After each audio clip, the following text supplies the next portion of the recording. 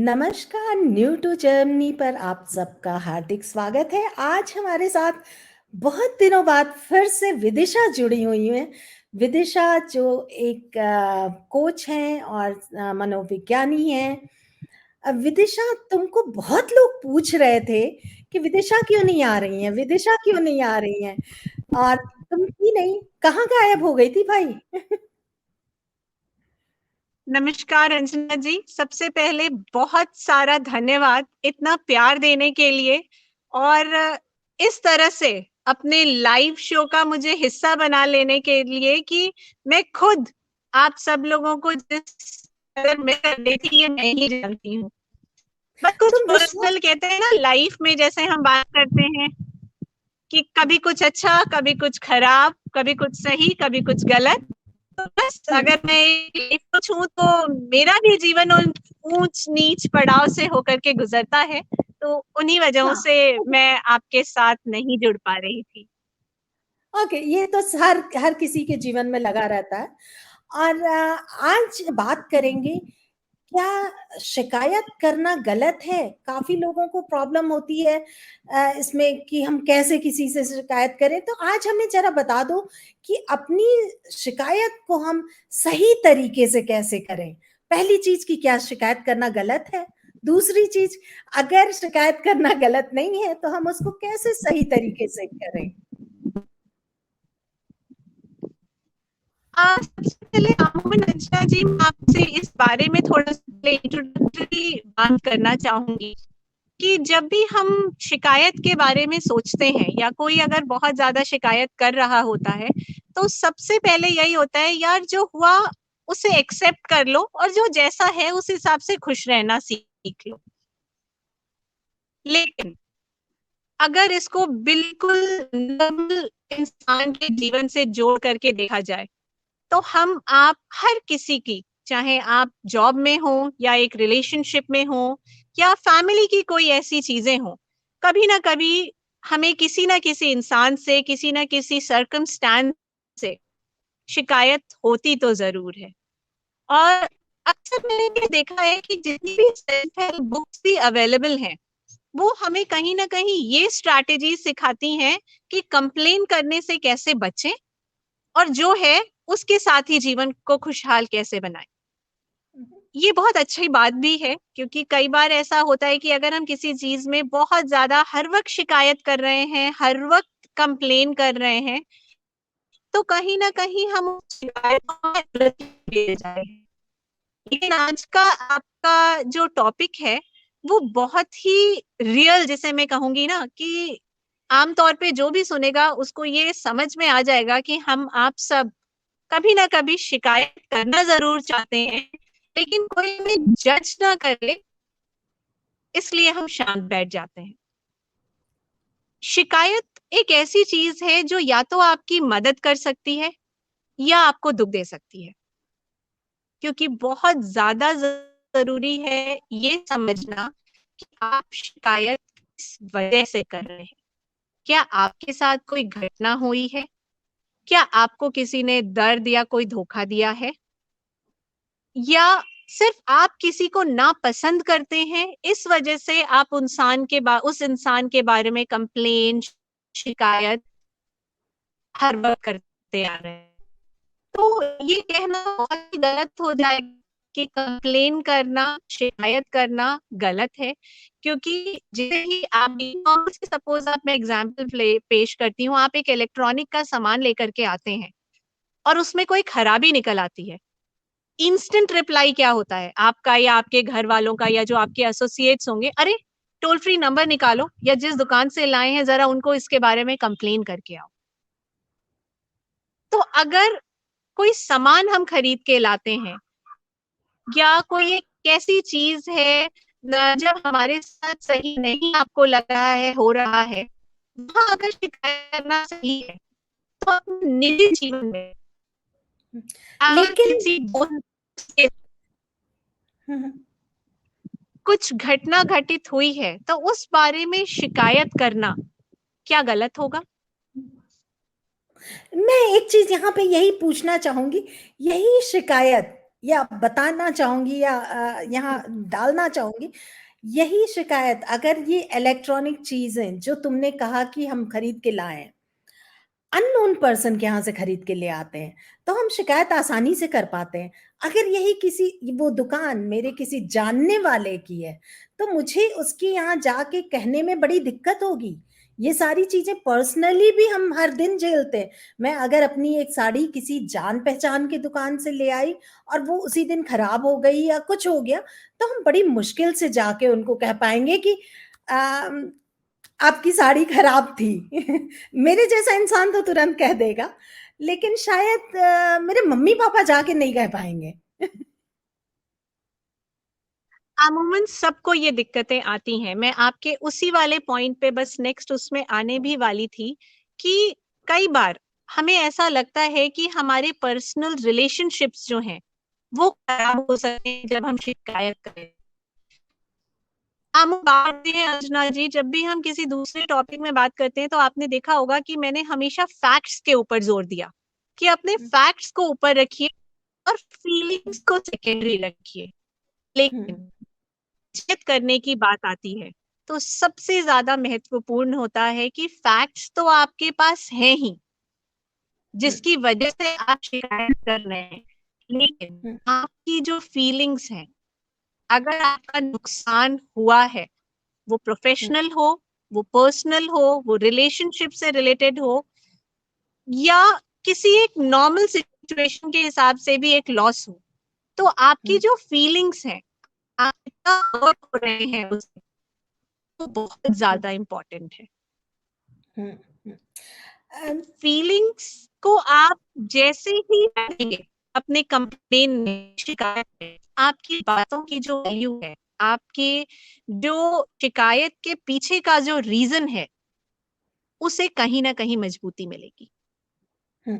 और दूसरी चीज़ अगर हम शिकायत को अपने अगर हम पर्सपेक्टिव बदल दें और वो मेरी दुकान है और मुझसे कोई आके जब तक कहेगा नहीं, तो मुझे पता कैसे चलेगा कि मेरा प्रोडक्ट कैसा है? हो सकता है कि उस शिकायत से मुझे सीखने को बहुत कुछ मिले, लेकिन शिकायत करने वाला उसको किस रूप में प्रदर्शित कर रहा है, अपनी शिकायत को रख रहा है, ये भी बड़ा मायने रखेगा। अगर कोई आके मुझे बहुत गुस्से में बात बहुत कर रहा है, ज्यादा मुझे मायने ब्लेम कर रखती रहा है, तो शायद वो अलग मैं उसको अलग ढंग से लूँगी। अगर कोई वो एक शिकायत एक अच्छे रूप में कर रहा है, तो उससे मैं कुछ सीखूँगी। और मैं यहाँ हमेशा कहती हूँ, अपनी टीम को मैं हमेशा कहती हूँ, अगर तुम लोगों के मन में मेरे लिए भी कोई शिकायत है, तो उस पे बात करो। निर्भर करता है कि हम वो कैसे बातचीत करके सुलझाते हैं समस्या को। देखिए अंजना जी, क्या होता है कि सबसे पहले किसी भी चीज को आप किस तरह से प्रॉपरली डिफाइन कर रही हैं, ये बहुत महत्वपूर्ण होता है। आपको पता होना चाहिए कि आप अगर सपोज मेरे आपने जैसे बोला कि आप अपनी टीम से बोलती हैं कि मुझसे आकर बात करो, तो आपके टीम के मेंबर को ये पता होना चाहिए कि वो आपके पास किस कंप्लेन के बारे में बात करने जा रहा है। जो पीछे की उसके प्रूफ्स होते हैं, जो थ्योरीज होती हैं, वो कहीं ना कहीं उसकी कंप्लेन को सपोर्ट कर रही हैं। दूसरी चीज आती है, ये आती है कि आप शिकायत क्यों कर रहे हैं। सिर्फ आप अपने अंदर की भावनाओं को बाहर निकालना चाहते हैं, जैसे हम कहते हैं कि बस मन हल्का करना है मुझे, इसलिए मैं शिकायत करना चाह रही हूँ, या आप सच में उस शिकायत के माध्यम से कोई बदलाव लेकर के आना चाहते हैं। और उस बदलाव में, क्योंकि अमूमन क्या होता है कि जब आदमी शिकायत कर रहा होता है, कहता है देखो, रिश्ते तो हैं, चाहे उस दुकानदार से हो, चाहे उस पड़ोसी से हो, चाहे उस करीबी दोस्त से हो, लेकिन बस मैं अपना मन हल्का करने के लिए आके शिकायत आपसे कर रहे हैं कि मुझे बुरा लगा। दूसरा, कई बार ऐसा होता है कि आपको अपने पड़ोसी की कोई एक बात है जो बिल्कुल ही नापसंद है, तो यहाँ आप सिर्फ अपनी फीलिंग्स को बाहर नहीं निकाल रही, आप वो बदलाव भी चाहती हैं। आप बहुत मजबूती से इस बात को रखना चाहती हैं कि अब हमारे आपके बीच में वो संबंध वैसे नहीं रह गए, क्योंकि कुछ आपकी जो आदतें हैं, चाहे वो बहुत छोटी सी ही हो, आप अपने घर के बाहर का जो जगह है उसको साफ सुथरा नहीं रखते, पानी की बर्बादी बहुत ज्यादा करते हैं, आपके जो बोल चाल का ढंग है वो कहीं ना कहीं मुझे ऐसा लगता है कि मेरे घर के माहौल को प्रभावित कर रहा हो।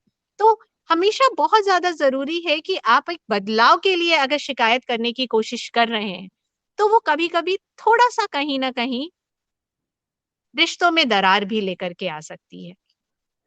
जैसे हमने दुकानदार का जो एग्जाम्पल दिया, उस तरह दुकान की बात किया, बहुत प्यार बता रहे हैं, या पिछली बार निकला, इस बार भी खराब निकला, लेकिन वो कहीं ना कहीं आपकी उस बात को, उस मजबूरी को, आपके उस प्यार से कहने वाले अंदाज को बहुत सीरियसली ले नहीं पा रहा हो।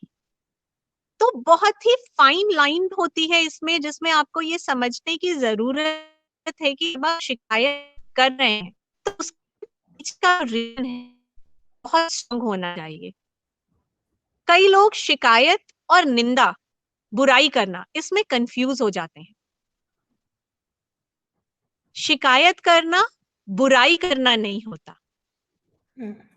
शिकायत आप तब कर रहे होते हैं जब आपको ऐसा लगता है कि आपके साथ कुछ गलत हो रहा है,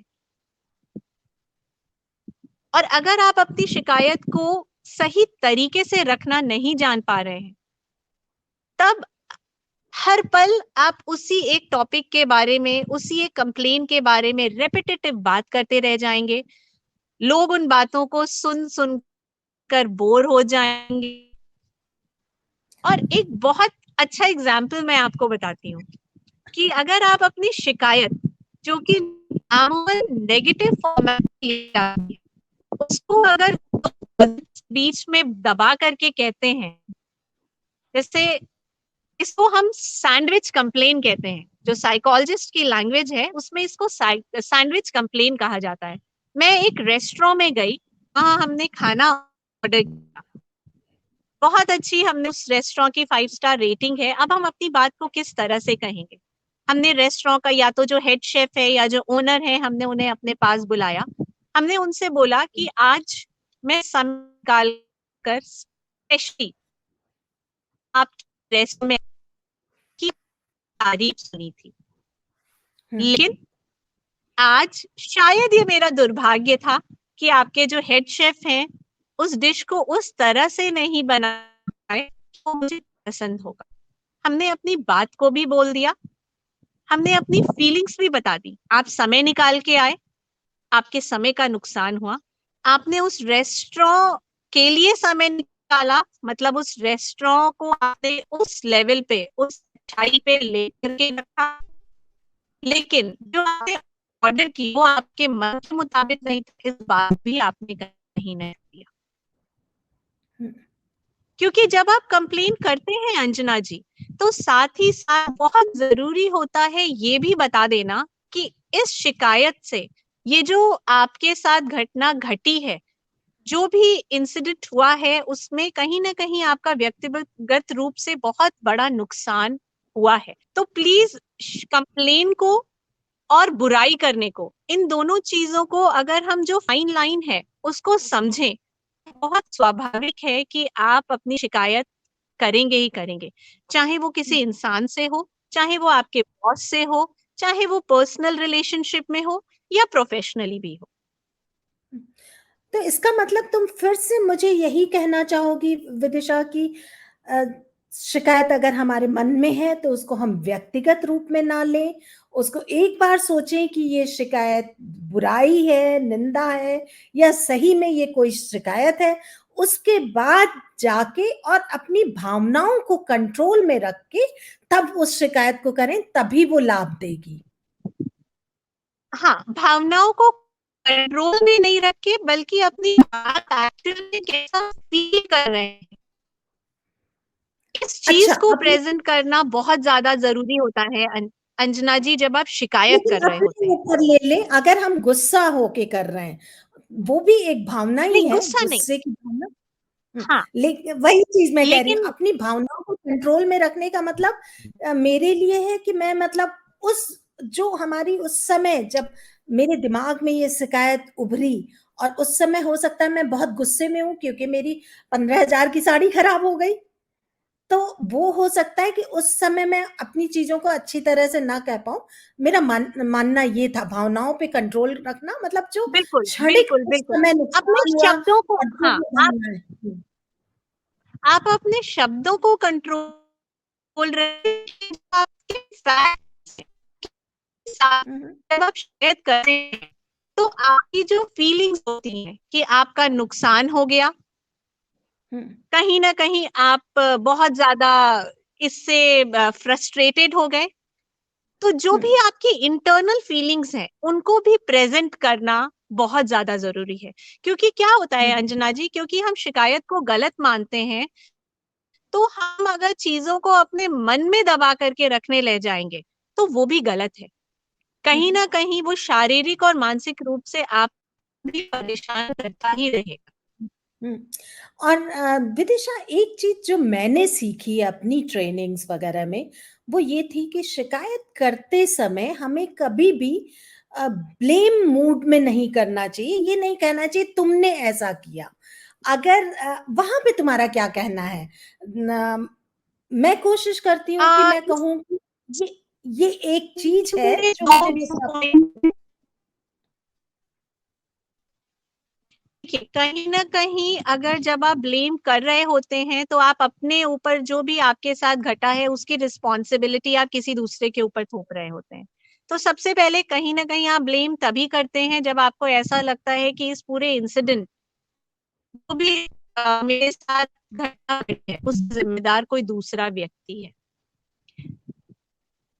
सर्कमस्टेंशियल हो सकता है, कई मामलों में ये सही भी हो सकता है।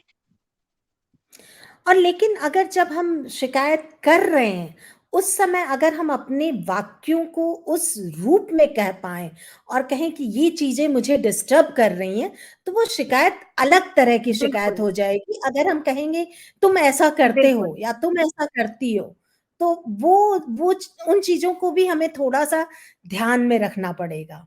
बिल्कुल, ब्लेम हो जाएगा, लेकिन फिर मैंने आपको बोला कि अपने फैक्ट्स को जब आप अपने कंप्लेंट को फैक्ट्स के साथ बैक अप रखते हैं, सपोज हुँ, आपका जो बॉस है, जिसकी आदत हो गई है कि एक पर्टिकुलर एम्प्लॉय को वो कभी आगे नहीं बढ़ने दे पाता, टीम के सारे लोगों को प्रेजेंटेशन देने का मौका मिलता है, लेकिन जो मिस्टर एक्स हैं, उसे कभी भी प्रेजेंटेशन देने का मौका नहीं मिलता, तो ये रिस्पॉन्सिबिलिटी उस बॉस की हो जाती है। कई बार एक हस्बैंड वाइफ के रिलेशनशिप में भी एक इंसान ऐसा होता है जो आपको ऊपर उठाने की बजाय नीचे ही गिरा रहा होता, तो मुझे लगता है कि फिर वैसे रिश्तों को बचा करके उनको अपने ऊपर बोझ बनाने से बहुत ज़्यादा बेहतर है कि जितनी जल्दी उन चीज़ों से आप छुटकारा पा लें, उतना उन दोनों लोगों के लिए बेहतर होगा। ना आप बार-बार उसी इंसान को लेके ब्लेम करें, करते करें अगर तो वो मौका मिलेगा हुँ। कि वो आपको बार-बार आपके साथ वही गलतियाँ दोहराए। हुँ। अगर प्रोफ़ेशनल लेवल पे भी हम अपनी इसी उदाहरण पे बने रहें कि कोई कर्मचारी है जिसको ये फीलिंग्स आती हैं कि उसका बॉस उसको हमेशा मौका नहीं देता है। तो अगर वो आके कहता है हो सकता है कि बॉस का नज़रिया अलग हो, अगर वो आके कहेगा तुम मुझे मौका नहीं देते हो या आप मुझे मौका नहीं देते हैं, तो बॉस तुरंत उसमें आ जाएगा कि मतलब वो अपना सेल्फ डिफेंस करने लगेगा और अगर अगर वो आके कहता बिल्कुल, है मुझे इसलिए लगता है कि मुझे बात को उतना मौका कहने नहीं का मिलता। हाँ, और या इसको इस तरह से भी कहा जा सकता है कि ये जो मौका उनको मिला शायद मुझे मिला होता तो मैंने भी अपनी प्रतिभा को सबके सामने रखने का मुझे भी एक मौका मिला होता। हाँ, लेकिन हाँ। इस बात को सिर्फ अपने मन में रख लेना कि मेरा बॉस मेरी नहीं सुनता, वो मुझे मौका नहीं देता, उस बात को अपने कलीग्स को कहना, अपने घर पे कहना, अपने घर का और अपने दोस्तों का माहौल खराब करना, तो वो कहीं न कहीं एक अलग फॉर्मेट ले लेगा। जिसे हाँ, हम और बुराई इससे और अच्छा है निंदा कि कह बॉस सकते से हैं, डायरेक्ट जिसे बात हम कर लो। बिल्कुल, इसीलिए मैंने बोला कि कंप्लेन करना कभी भी गलत नहीं होता है, बस अपने कंप्लेन को किस तरीके से आप कर रहे हैं, ये बहुत ज़्यादा ज़रूरी होता है। हुँ। बहुत-बहुत धन्यवाद विदिशा, तुमने इतने अच्छे से समझाया। और शायद आज का सेशन थोड़ा-सा लोगों के लिए मुश्किल होगा क्योंकि आवाज़ इतनी साफ नहीं थी, जहाँ तुम हो इस समय, वहाँ शायद इंटरनेट की सुविधा उतनी अच्छी नहीं है। लेकिन कोई नहीं, समझ में तो आ जाएगा शायद जितना भी कहा गया है। और अगर कोई प्रॉब्लम है, कुछ है, तो आप हमसे डायरेक्ट बात कर सकते हैं। जहाँ भी आप देख रहे हैं वहाँ आप कमेंट कर सकते हैं, चाहे वो हमारे यूट्यूब चैनल पे, चाहे ऐप पे, और चाहे फेसबुक पे। जहाँ भी आप देख रहे हैं वहाँ कमेंट करके पूछ सकते हैं। और आप विदिशा से डायरेक्ट भी क्वेश्चन कर सकते हैं, चाहे वो हमें मेल लिख के या विदिशा के पेज पे जाके डायरेक्ट उससे बात कर सकते हैं। तो इसी उसमें हम बने रहते हैं। अगली बार फिर मिलते हैं विदिशा से। तब तक के लिए नमस्कार।